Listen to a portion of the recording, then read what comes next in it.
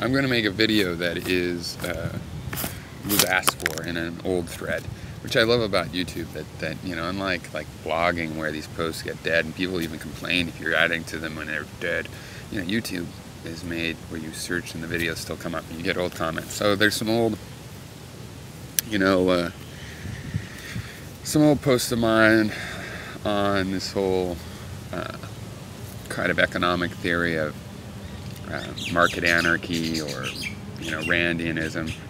I don't want to call that objectivism. And you know, those kind of economic theories. And I had said, hey, you guys don't understand coercion. And so they don't. So somebody said, oh, well, please, you know, enlighten us on coercion then. Fair request. Okay. Well, I'm not going to fully enlighten you. I don't have the time to really make videos right now. And even if I did, I probably wouldn't necessarily try to break it all down. It's in one video. It's not the kind of thing that breaks down that way. It's I think it's coercion is not a super clean analytic concept. It's a pragmatic concept. Okay, and it runs a little bit on heuristics, and it's just not fully analytical. But it is important. I'm not minimizing that. And I'm saying that you know, the Randians and market anarchists, they really have to deal with the concept of coercion. Okay, and their philosophy relies a lot on this concept, and it's specifically on there being a strong distinction between coercion and just good deal making. Okay, now the way I want to do this is I'm not going to try to build up the definition of coercion. We're going to discuss how we feel about certain situations to try to discover what we think coercion really is. Okay, you understand? It's like we often build our knowledge up when we're doing our formal systems, but in reality we start out with knowledge and we break it apart. And sometimes when we try to put the pieces back together, it won't go all the way up to what we started with, and we go, well, that's because it was just sort of messy, just sort of, you know, just sort of was the idea I had, didn't really work out so well. So we're going to break down coercion, maybe we can build it back up again. Okay, my case. Somebody points a gun at you and says, give me all your money. Now, were you coerced? Well, of course you were coerced. Everybody would say you were coerced. In fact, some people would say you have no choice but to give him your money. But of course you do have a choice. Technically speaking, you do have a choice, right? You could just refuse to give it to him and he could shoot you. You could run for it. You could go for the gun. When we say you have no choice, it's really shorthand for saying that of the range of choices you had, they were all very risky, you know. And so giving him the money was the way to avoid the risk of actually losing your life. Losing money is better than losing your life. But you did have a choice, of course. And you know, there's many circumstances when that's not hypothetical. It is a real choice. The point is, of this first step of this example, is just that you do have choices. But what makes it coercion is the, you know, the unequal, you know, the unequal appeal and risk factors of these choices. You know, you have all the things you can do when somebody's pointing a loaded gun at you. But the point is that you do have choices, okay? And what makes it coercion is the disproportion between the choices, you know? I mean, all these choices, I'd probably die. This one I live. It's the disproportionate aspect of it. Now, what if somebody points a gun at you and it's not actually loaded? Okay. Well, yeah, that's still coercion.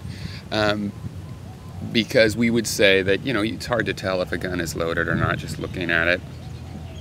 And though some people would look down the barrel, but, you know, you can't know that. And so we'd say you know, of course you acted with the reasonable assumption that there were bullets in the gun, or that there may be, or that you should at least act as though there are.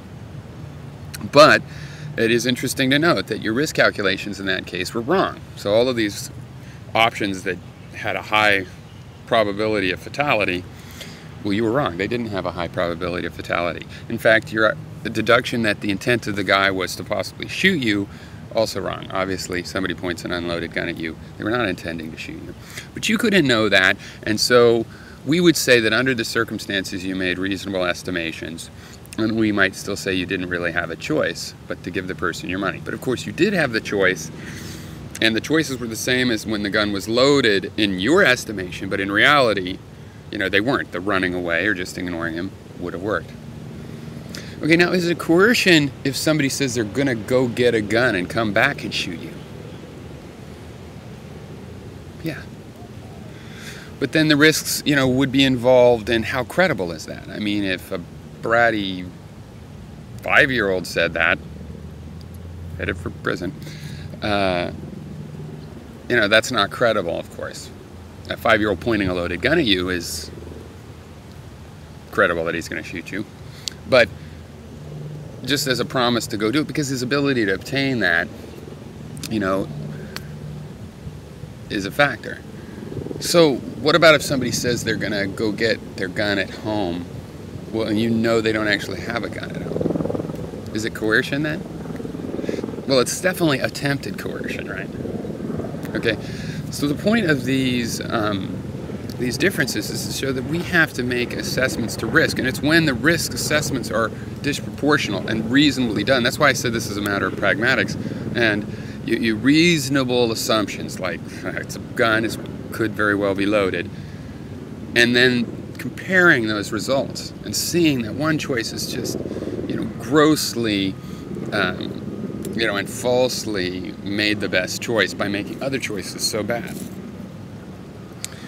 Now the problem for the objectivist type of approach to this stuff is, why does it have to be a gun? Why can't it be any property I can use to harm you? I mean, let's say that, you know, I'm John McRoadbuilder in Fubar County, and I have done a really good job. I'm a great civil engineer, quality engineering, good prices, and I own, you know, 70% of the roads in Fubar County, and a good 20% of the people absolutely need to cross one of my roads in order to get food, or people to come repair their house, they have to go through that road. Any traffic back and forth from this, you know, the town center to my place goes across my property. If, you know, if I, John, go and tell somebody, listen, I'm not going to let you off your property. You're going to starve to death because you work in town. Haha, give me all your money. Is that coercion? Yes. Okay, because again, the threat is credible, and it is a threat to my survival, and it falsely affects my choices. The reason I say falsely is because there is a concept of fair price in this sort of thing, because, you know, you need water to survive, you need food, you need a lot of things. And if anybody has a stranglehold on just one of those things, since it would kill you not to have it, they can get a disproportionate amount of money for that.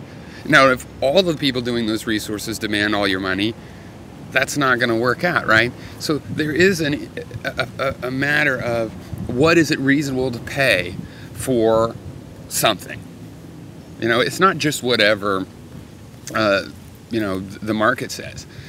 Now, in a regulated market, it can be left to what the market says, because you make sure that somebody can't be legally landlocked. You know, you make sure that people have guarantees in what they get. So it's in this laissez-faire system that you can't just let the market, because when somebody has control of something that can threaten your life, then that is actual coercion, okay? And the objectivism needs a fundamental distinction between these types of coercion. They want to say that, you know, coercion with the gun, because only the state has the legitimate right in our culture to use that kind of coercion. They want to say that's the wrong kind, using your property is the right kind, but there is no fundamental distinction there. A gun is property, right? You say, well, a gun directly harms somebody. No, it actually doesn't. You pull that trigger, that does not hurt somebody. But then the hammer falls, still, it doesn't hurt anybody. Then it strikes the bullet, the powder explodes, still nobody's hurt. The bullet flies out and hits you, so that's not direct. There's a chain reaction.